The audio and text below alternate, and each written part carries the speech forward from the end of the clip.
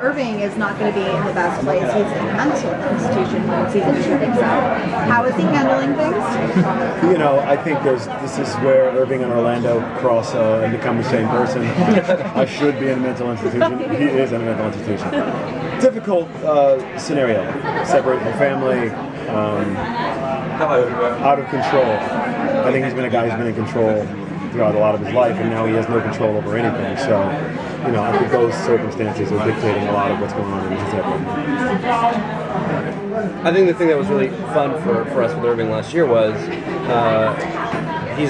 we knew that we were going to start him off at the beginning of the season as a guy who thought he knew everything and had all the answers, and end him where we ended him, which was 180 degrees from where we started him. And I think knowing that is a really fun. It's a fun way to go, because you want to plot that arc along the way. And if you know you're heading there, then you can start, peeling the layers back little by little. And by the time we got into the episode where your daughter was being visited by the demon in the park, that was really kind of, I think, the turning point. Exactly. You know what I mean? Yeah, it was like, okay, this man is now starting to lose his faith. He doesn't know what to do anymore. Everything he believed in, he's now starting to question. And I think each character gets to go through a version of that over the course of the season. So from what you guys have filmed so far, what is one big scene that you can tease that you're really excited for everyone to see? There's been a gag order, and my woman told me I can't talk about any of those things. Alex, however, can tell you about all kinds You're of allowed, stuff. right? Well, we don't want to give away too much, but what we can tell you is that because we all thought so long and hard about how we wanted to end the season and how we wanted to build it, what we didn't want to do was because we left everybody in such a horrible place at the end of the season, what we didn't want to do is make getting out of those problems easy or expected. So I think what we can promise, certainly in the premiere episode, is that whatever you think is coming next isn't really what's coming. And hopefully that stays true to the tone of the series. Psych. Jenny spent most of her life where... Just end every episode with that. Jenny spent most of her life where people didn't believe her, and now she's in a world where her sister believes her and everyone else does. So how does that change her going forward?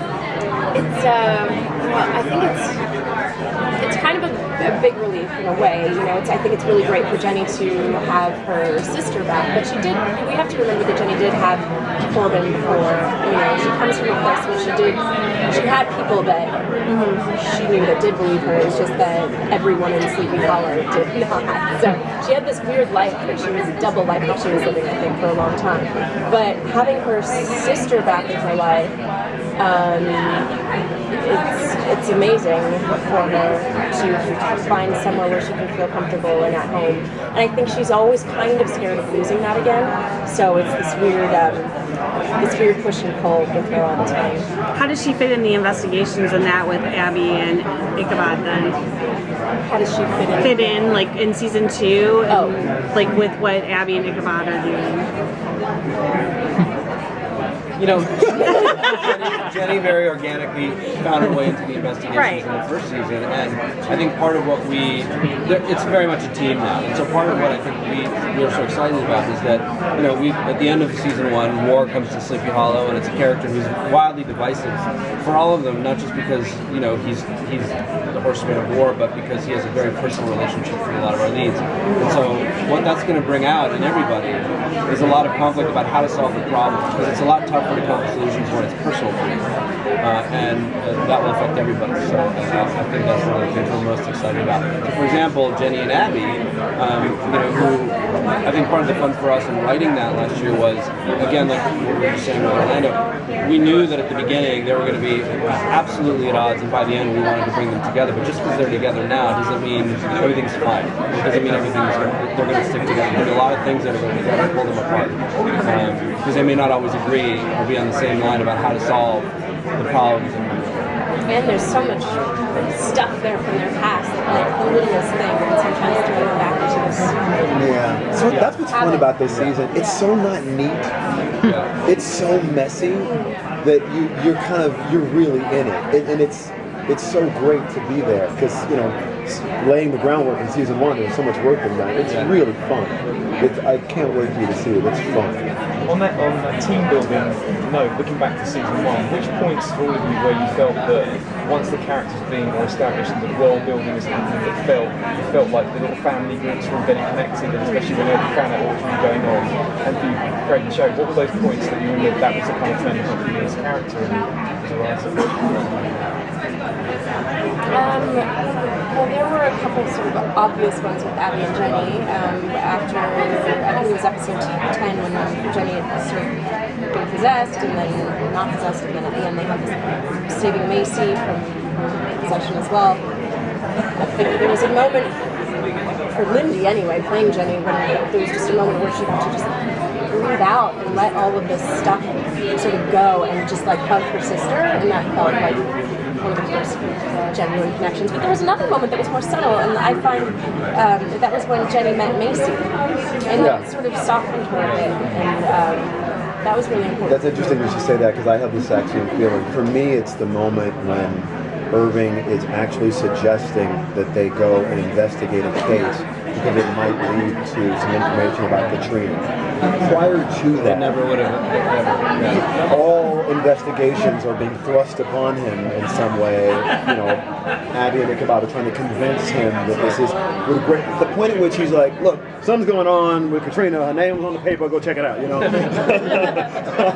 That to me, that's you know, it's the difference between the person you don't like and then you decide, okay, we're going to do this. So, you know, it kind of felt like that to me. We know Matt Barr is coming on and he has a history with Jenny. What can you tease about what he does to the team dynamic? Well, he's a wild card, and they're not sure if they can trust him or not. And so a lot of he's a little Han Solo that way, where he seems like a great guy, but you're never sure if he's really out for himself. And so the stakes are unbelievably high this season, and they may have to trust somebody who may not be trustworthy. So that obviously is going to throw a lot into the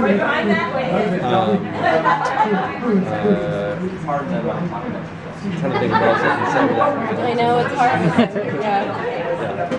He's a great guy. Very On a personal handsome. note. Very handsome.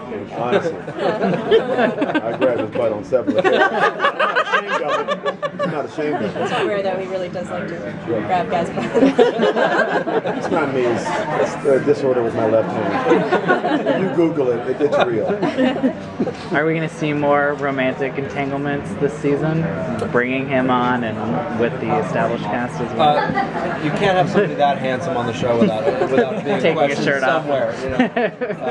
But so you know, we'll see where it goes. I mean, I think one of the things that we all feel proud of in terms of the romantic entanglements or non-romantic entanglements is that it's kind of secondary to what's really happening, and it's really about the connections that these people have, because they're so isolated and alone, and there's so many more bad guys than there are good guys, and so for them to have each other and find each other and hold on to each other is so precious for them. And obviously that level of intensity always there's a question of something, but I don't think we ever want to push it in the wrong direction just for a gimmick. It has to be earned. You know?